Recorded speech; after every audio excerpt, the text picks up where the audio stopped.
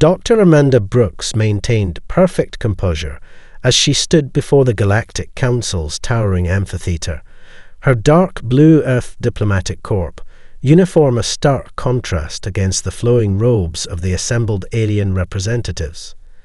The council chambers, with their crystalline architecture and floating holographic displays, were designed to intimidate lesser species. Today, they would learn how badly they had miscalculated.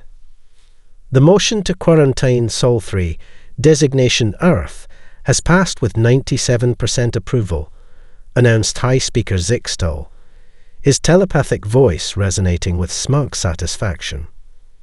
The Arcturian's silver skin rippled with patterns of superiority as he gazed down at Amanda. Does the human observer wish to make a final statement before implementation begins? Amanda adjusted her wire-rimmed glasses, a seemingly nervous gesture that actually activated the quantum recorder in her earring. I would like to remind the Council of my report regarding humanity's technological progression rate.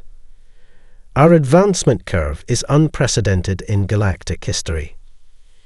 Your species' emotional instability makes such assessments irrelevant, interrupted Sub-Speaker Venn, her crystalline form glittering with disdain. The recent discovery of your entertainment media proves our point. Your people create simulations of conflict for pleasure. You imagine wars that haven't happened. You dream of violence that hasn't occurred. Such thought patterns are dangerous and unpredictable. Amanda felt her lips twitch slightly. They thought human movies were evidence against them. If they only knew how those dangerous films had already spread through the galaxy's underground networks, inspiring countless species to question the Council's rigid control. We are not cruel, Zixtal continued, his telepathic voice dripping with condescension. The quarantine barrier will allow your species time to evolve beyond its emotional limitations. In a few thousand years, perhaps. How long did it take humanity to go from first flight to landing on our moon? Amanda interrupted, her voice sharp enough to cause several council members to flinch. Irrelevant, Zixtal dismissed. Your crude chemical rockets. 66 years, Amanda pressed on. From the Wright brothers to Neil Armstrong. How long did it take the Arcturians? 800 years, wasn't it? The High Speaker's skin patterns shifted to angry crimson. You are dismissed, Dr. Brooks. The quarantine fleet will deploy within one planetary rotation. For your species' own protection, of course. Amanda bowed, a gesture that hid her smile. Of course, High Speaker. Though I should mention one small detail about human entertainment media. We're particularly fond of stories about underdogs proving everyone wrong. As she turned to leave, her quantum recorder caught the dismissive laughter of the council members. Perfect. Every second of their arrogance was now documented for posterity. Future generations would study this moment in history classes, pointing to the council's blind spot. They were so convinced of their superiority that they never considered why a human scientist would deliberately draw their anger. In the privacy of her ship's cockpit, Amanda activated her quantum-encrypted communicator. Operation Checkmate is in position, she reported. The Council took the bait. They think they're dealing with a pre-FTL civilization that needs to be contained. Admiral Morrison's gruff voice crackled through the secure channel. Well done, Doctor. Return to Olympus Base. It's time to show these telepathic tyrants why humanity's emotions are our greatest strength, not our weakness. As our ship broke orbit, Amanda caught sight of the first Council quarantine vessels emerging from hyperspace.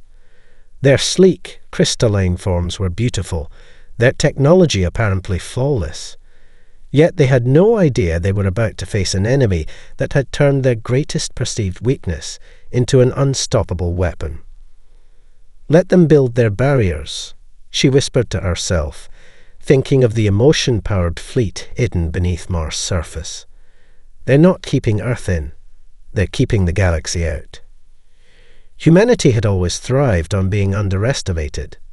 Now, they would show the galaxy why. Fleet Admiral Jack Morrison stood in the cavernous command center deep beneath Olympus Mons, his weathered face illuminated by the holographic displays showing Earth's hidden armada. 300 ships, from nimble fighters to devastating dreadnoughts, all powered by humanity's greatest breakthrough, the emotion drive. "Status report," he barked, his voice echoing through the volcanic chamber that had taken 20 years to hollow out in complete secrecy. Colonel Sarah Martinez, his operations officer, stepped forward. "All ships report ready, Admiral. The Council's quarantine fleet is deploying exactly as Dr. Brooks predicted. Their barrier satellites are primitive compared to what we've developed."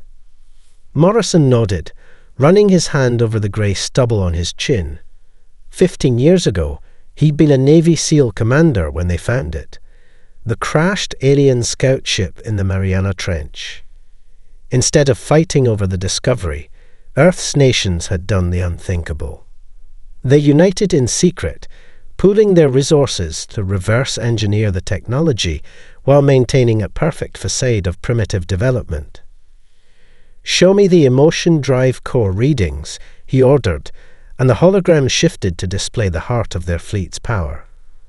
The quantum matrices pulsed with colors that shouldn't exist in normal space, each one powered by the digitized emotional energy of its crew. Lieutenant Commander James Chen, chief engineer of the project, gestured to the readings. The Council's fundamental mistake was assuming emotions are a weakness. They never considered that feelings could be quantified, harnessed, and transformed into energy.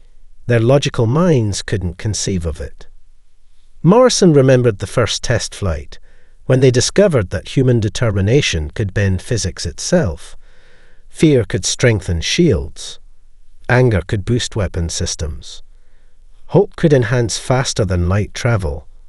Every human emotion, properly channeled, became pure power. "Message from Dr. Brooks," Martinez announced. "Operation Checkmate is confirmed. The Council took the bait completely. They think she's just a disgraced observer who tried to warn them." Morrison allowed himself a slight smile. Amanda had played her role perfectly, letting the Council's own prejudices blind them to the truth. While they dismissed her warnings about humanity's advancement rate, Earth's underground shipyards had built a fleet that could challenge the galaxy's greatest powers. "Signal from the Lunar Defense Network," Chen reported suddenly. "The Council's quarantine ships are moving into position. They're preparing to activate their containment field." Morrison straightened his midnight blue uniform, adorned with the new insignia of Earth's combined space force. "Send the alert to all ships. Power up the emotion drives, but maintain stealth protocols. Let them think they've trapped us." Throughout the massive underground base, crews scrambled to their positions. The ship's quantum cores began to pulse brighter as their crew's excitement and determination fed into the drives. Humanity had spent decades preparing for this moment, developing technology that turned their supposed weakness into their greatest weapon. "Sir," Martinez called out, "incoming transmission from the underground network. Colonel Rodriguez reports that our allies are in position throughout Council space. They're ready to move on our signal." Morrison nodded grimly. The Council's dismissal of emotional species had created the perfect cover for their operations. While the logical races focused on containing Earth, they never noticed how human art, music, and culture had spread through the galaxy, inspiring countless others to question the established order. "All ships, this is Fleet Admiral Morrison," he announced over the fleet-wide channel. "For decades, they've called us primitive, unstable, dangerous. Today, we prove them right but not in the way they expect. Today, we show them that humanity's greatest strength isn't our technology or our weapons. It's our spirit, our passion, our unstoppable determination. He paused, watching as the massive hangar doors began to open above the fleet, revealing the rust-red Martian sky. Battle stations, everyone. Let's show the galaxy what humanity can really do. Colonel Ethan Ghost Rodriguez crouched in the shadows of Europa Station's maintenance tunnels, his active camouflage suit blending perfectly with the ice-covered walls. Next to him, his unlikely companion, a 7-foot-tall Centaurian named Kavan, hummed softly to herself, a habit she picked up from human music. "Security sweep in 30 seconds," whispered Lieutenant Maria Ramirez through their quantum comms. She was coordinating their extraction from the station's control center, where she'd sliced into council systems using techniques that would have been impossible for purely logical minds to conceive. Ready for some jazz?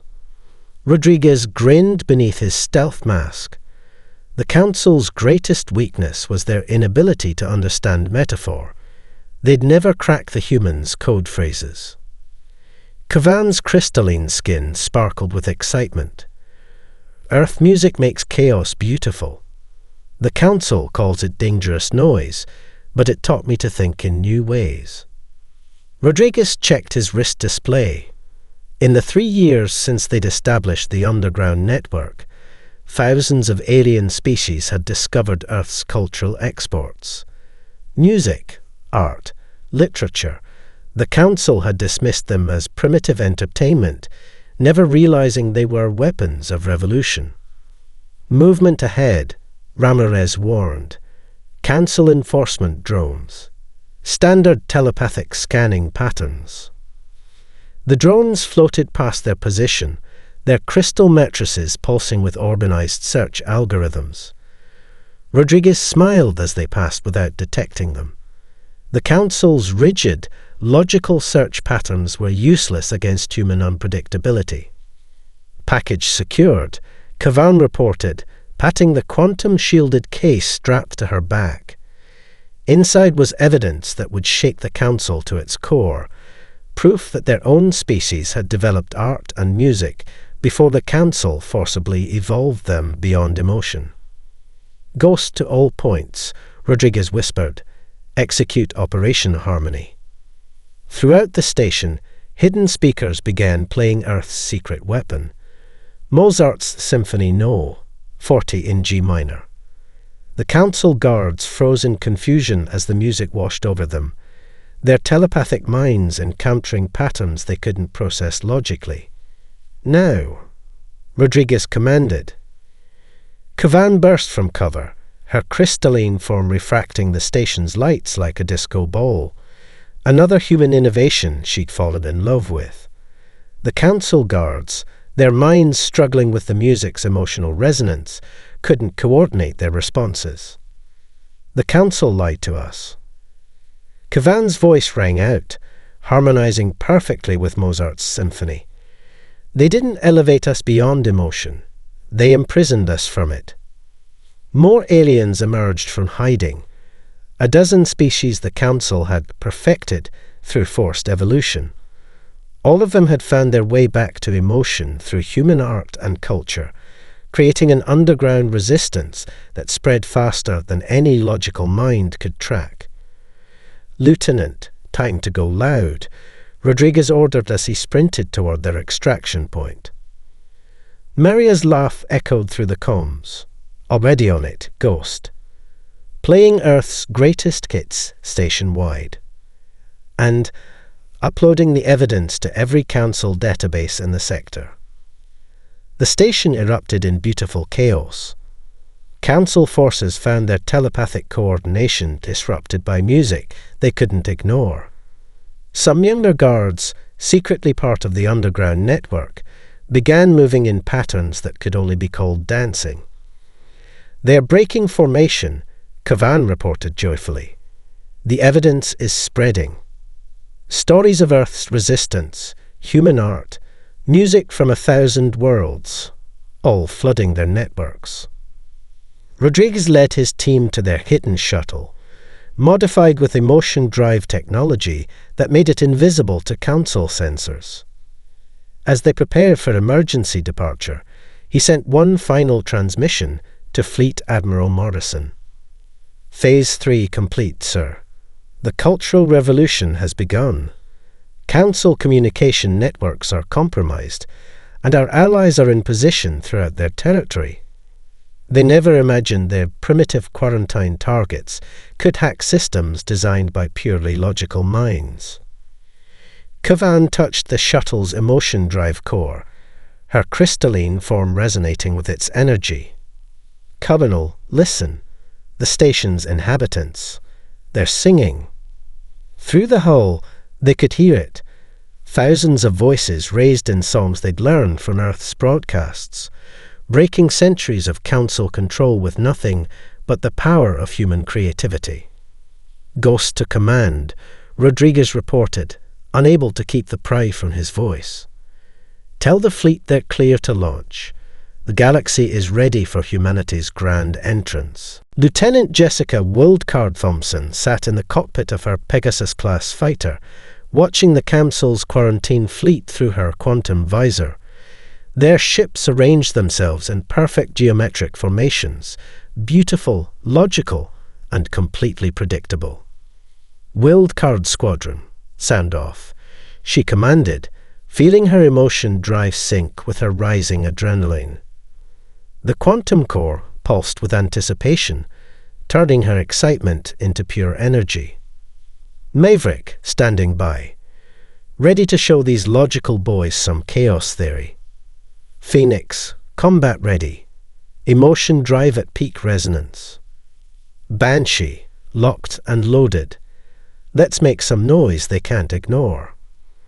The massive Council dreadnought Voice of Order loomed ahead, its crystalline hull reflecting sunlight like an artificial star. Its commander's telepathic broadcast echoed through space. Primitive vessels detected. Prepare for immediate submission or... Now that's just ruse, Jessica grinned. Wildcard Squadron, show them what Earth's primitive vessels can do. Break, break, break. Her squadron exploded into action, their emotion drives flaring with impossible colors as they executed maneuvers that defied physics itself. Jessica's fighter dove straight toward the dreadnought, powered by pure determination. Council gunners, trained to target logical flight patterns, couldn't land a single hit. They're trying to predict our moves telepathically, Maverick called out. Switching to random music interface. Heavy metal began blasting through their comms. The squadron's movements synchronized with the chaotic rhythms, creating patterns no logical mind could anticipate. Council ships, trying to form a telepathic targeting lock, found themselves tracking wild drum solos and guitar riffs instead. Voice of Order, this is Wildcard Leader, Jessica broadcast as she barrel-rolled through their formation. How's that for primitive? The Council fleet's perfect geometric patterns shattered as they tried to adapt. Their telepathic commanders, faced with human unpredictability for the first time, began giving contradictory orders. Emotional chaos. The Council commander broadcast. Maintain logical formation. We must. Target their command and control nodes, Jessica ordered. Let's give them something real to be emotional about. Her squadron struck like lightning, their emotion drives converting their confidence into pure speed. Energy beams, powered by human determination, sliced through shields, calibrated against conventional weapons. Council ships breaking formation, Phoenix reported gleefully. They can't coordinate their telepathic defenses against our attack patterns. Jessica's heads-up display showed the larger battle unfolding. The Council's quarantine fleet, designed to contain a pre-FTL civilization, found itself facing humanity's full technological might. Earth's hidden fleet emerged from Mars' shadow, their emotion drives blazing with the combined will of their crews. "Wildcard Squadron, form up on me," Jessica commanded. Time for the finale. Her fighter's quantum core pulsed as she fed it her strongest emotion, pure joy in flight. The squadron fell into formation, their drives synchronizing not through computer coordination, but through shared human experience. "Remember that old flight demonstration maneuver?" she asked, grinning. "The one they said was too risky." "The Thunderbird weave." Maverick laughed. "They said it was impossible." "Exactly. Let's show them impossible." The squadron dove as one, their fighters interweaving in patterns that looked chaotic, but flowed like a deadly dance. Council gunners, trying to plot intercept courses, found their targeting computers overwhelmed by the seemingly random yet perfectly coordinated movements. "This is impossible," the Council commander broadcast. "Your ships violate known physics."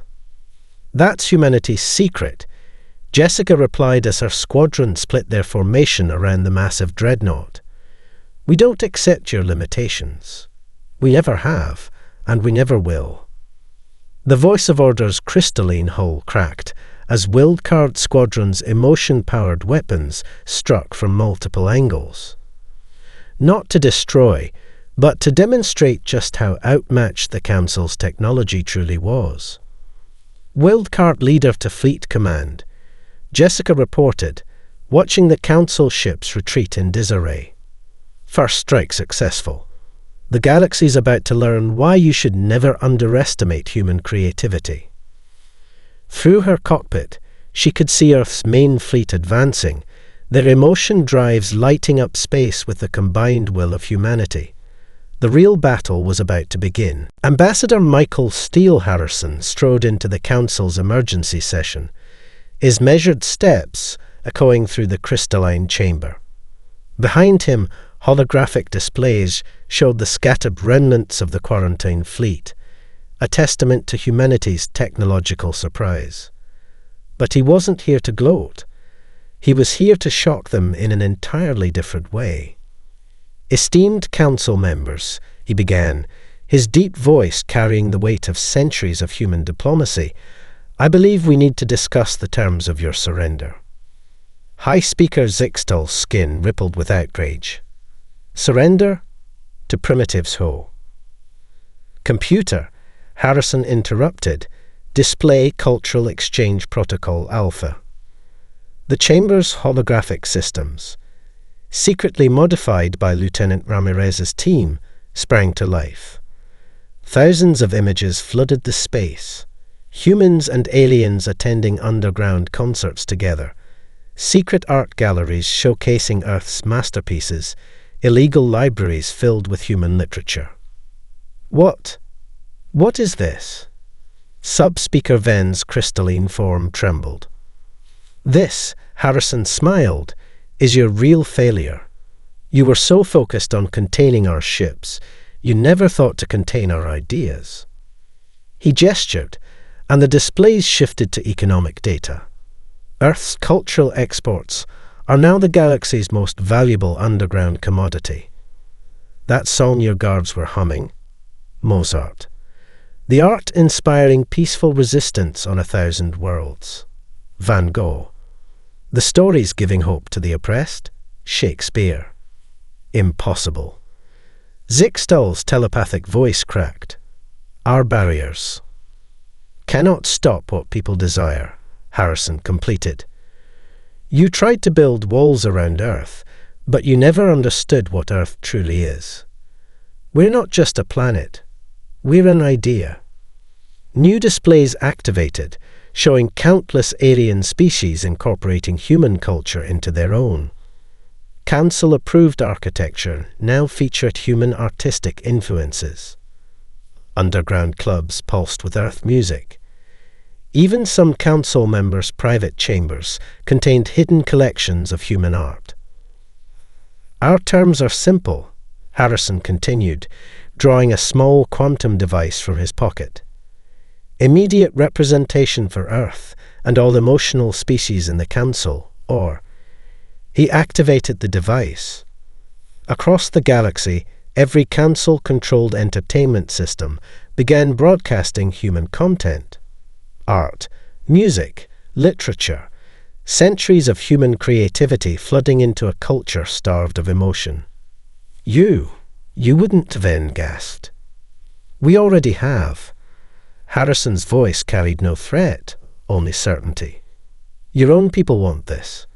They're tired of logic without passion, order without creativity, existence without meaning. The chamber doors burst open as Kavan entered, her crystalline form radiating with colours no Centaurian had displayed in centuries. The ambassador speaks truth. Look what your precious logic cost us. She began to sing, an ancient Centaurian melody mixed with human harmonies, filling the chamber with something many council members hadn't experienced in generations: pure, unfiltered emotion. The quarantine wasn't to protect the galaxy from us, Harrison said softly as more aliens entered, each expressing their newfound emotional freedom. It was to protect your control from our influence. But you can't quarantine an idea. You can't contain hope. You can't logic away the desire to feel, to create, to live fully. Zixtal slumped in his chair as reports flooded in. Across council space, the carefully maintained order was dissolving not through violence, but through song, through art, through the simple act of feeling. Your choice is simple, Harrison declared. Join us in creating a galaxy where logic and emotion work together, or watch your authority crumble as your own people choose freedom. We don't want to rule the council. We want to transform it. He walked to the center of the chamber, spreading his arms. For too long, you've seen emotion as a weakness to evolve beyond. We are here to show you that it's the source of our greatest strength. So, what's it going to be?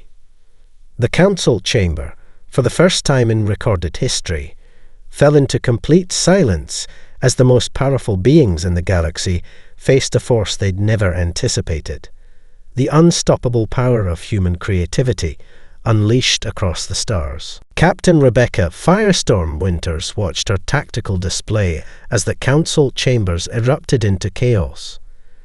The emergency transmission had come moments ago.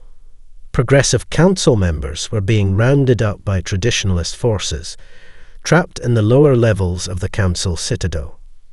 "This is why you don't corner logical beings," she muttered, studying the crystalline fortress's defenses. "They respond with cold, calculated violence." Her ship, the US Defiant, hung in stealth orbit above the Council homeworld. Unlike traditional stealth systems, hers was powered by her crew's collective sense of mischief, making them literally too unpredictable to detect. "Status report," she called out to her mixed human-alien bridge crew. "Traditionalist forces have sealed all major access points," reported her Arcturian tactical officer, Zixnan, a defector who discovered human music 6 months ago. "They're using standard containment protocols. Logical, predictable, boring." "Environmental readings?" Rebecca asked, a plan forming. "The Citadel's surrounded by a Class 9 plasma storm," her human science officer, Lieutenant Jackson, replied. "They think it makes approach impossible." Rebecca's lips curved into a smile that her crew had learned to both love and fear. "Impossible? That's my favorite word. Plot a course through the storm's eye.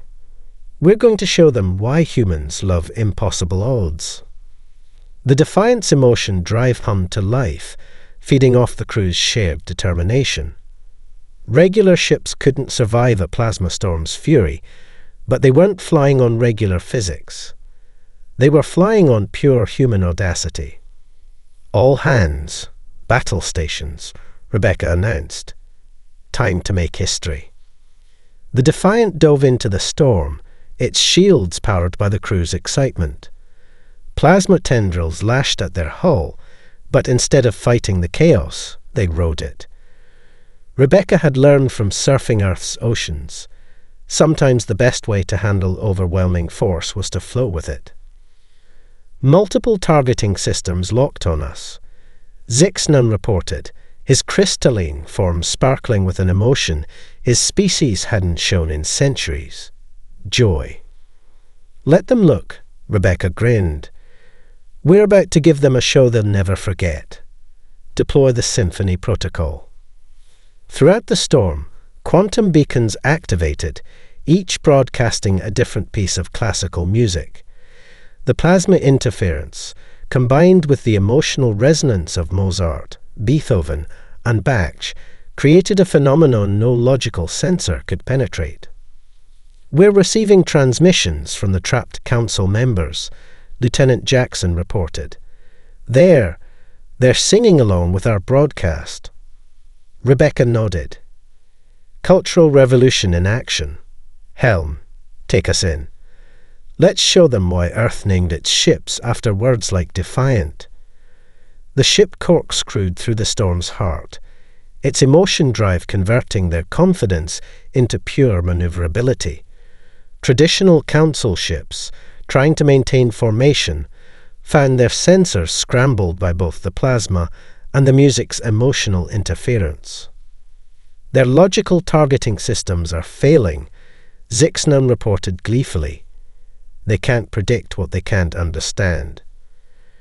Target their primary power grid, Rebecca ordered. Non-lethal shots only. Today, we're not here to destroy. We're here to inspire. The Defiance weapons, powered by the crew's shared sense of justice, struck with surgical precision. Power failed across the Citadel's upper levels, forcing emergency protocols that opened the lower detention areas. Progressive Council members are evacuating through the routes we provided, Jackson confirmed. Sir, they're requesting asylum on Earth. Rebecca allowed herself a moment of satisfaction. Granted, all of it. Show the galaxy that humanity's strength isn't in our ability to destroy, but in our willingness to protect. As the Defiant escorted the escaped council members to safety, Rebecca broadcast one final message to the traditionalist forces.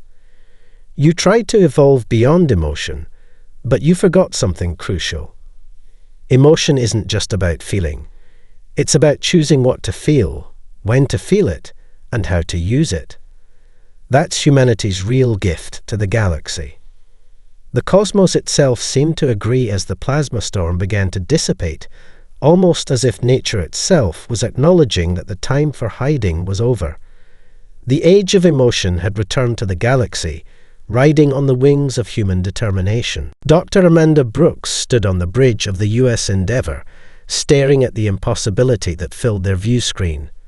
The Void Beast, a living darkness that stretched across millions of kilometers, devoured light, matter, and hope with equal hunger. The Council's logical weapons had proven useless against it. All ships, maintain formation. Admiral Morrison's voice crackled through the quantum comm. But stay clear of that thing's event horizon.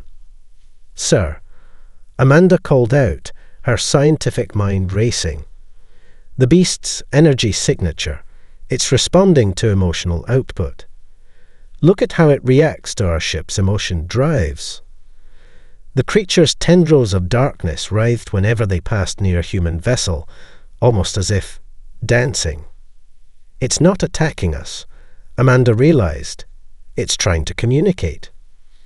The Void Beast's surface rippled, releasing pulses of energy that their sensors struggled to categorize. But Amanda recognized the pattern. It matched the emotional wavelengths of their drives. Admiral, she broadcast, I need every ship to power their emotion drives to maximum. But not with fear or aggression. With wonder, with hope, with the pure joy of discovery. Morrison's voice held a note of trust earned over years of collaboration. You heard the doctor. All ships. Channel everything you've got into those drives. Show this creature what humanity feels when we face the unknown. 300 ships' emotion drives flared to life, their crews focusing not on combat, but on the pure exhilaration of meeting something new. The Void Beast's darkness began to shift, colours appearing within its impossibly black surface. "It's working," Amanda exclaimed. "The creature feeds on emotional energy." The Council's logical weapons were worse than useless. They were starving it. The beast's surface erupted in a display of colours that defied physics, matching the emotional output of Earth's fleet. Where darkness had been, now auroras of feeling danced across space. "My God," Morrison whispered, "it's beautiful." Amanda quickly patched into the emergency broadcast network. "This is Dr. Brooks to all ships, Council and human alike. The Void Beast isn't our enemy.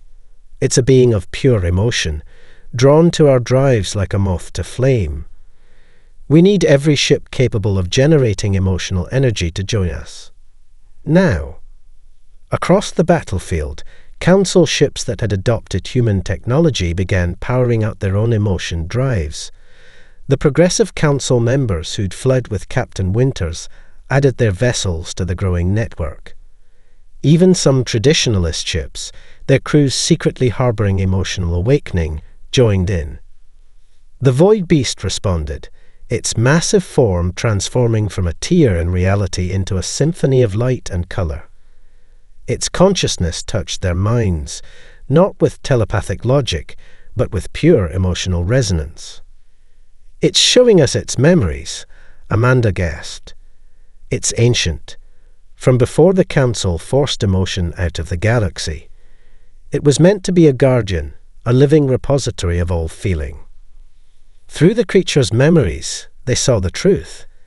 Eons ago, when the Council had decided to purge emotion from galactic society, they hadn't just changed their own species. They'd nearly destroyed one of the universe's fundamental forces. All this time, Amanda broadcasted to the fleet. They thought they were evolving beyond emotion. But they were crippling themselves, cutting off half of reality itself. The Void Beast didn't come to destroy us. It came to help us restore balance. The creature's form stabilized, its darkness transformed into living light. Where it had once threatened to devour the galaxy, it now illuminated it with the full spectrum of emotion that the Council had tried to suppress. "Dr. Brooks," Admiral Morrison's voice held awe. "What exactly are we looking at?" Amanda smiled as the Void Beast harmonized with their fleet's emotional output, creating a display that would be remembered for millennia. "We're looking at the future, Admiral. A galaxy where logic and emotion dance together, just as they were always meant to." The combined fleet hung in space, human and alien crews alike watching in wonder as the being they'd feared became a bridge between what was and what could be. The revolution of spirit wasn't just successful, it had cosmic approval. 1 year after the Void Beast's transformation, Ambassador Michael Harrison stood in the transformed Council chamber, now renamed the Hall of Harmony. The crystalline walls, once cold and geometric, now pulsed with emotional energy patterns inspired by both human art and the Void Beast's memories. The first joint session of the reformed Galactic Council is now in session, he announced, looking out over the most diverse gathering of species the galaxy had ever seen. Logical and emotional races sat together, their differences no longer a source of division but of strength. Dr. Amanda Brooks, newly appointed as head of Scientific Studies, approached the central podium. The emotion drive matrix she wore as a medallion sparkled with the combined feelings of everyone present. 1 year ago, she began, we stood on the brink of war. Today, we stand on the brink of a renaissance. The Void Beast didn't just show us what we were missing, it showed us what we could become. Across the chamber, Captain Rebecca Winters sat with her mixed crew, now heroes of the Revolution. Beside them, Lieutenant Jessica Thompson and her wild-card squadron had traded their combat roles for something equally important, teaching both human and alien pilots how to fly with both heart and mind. The numbers don't lie.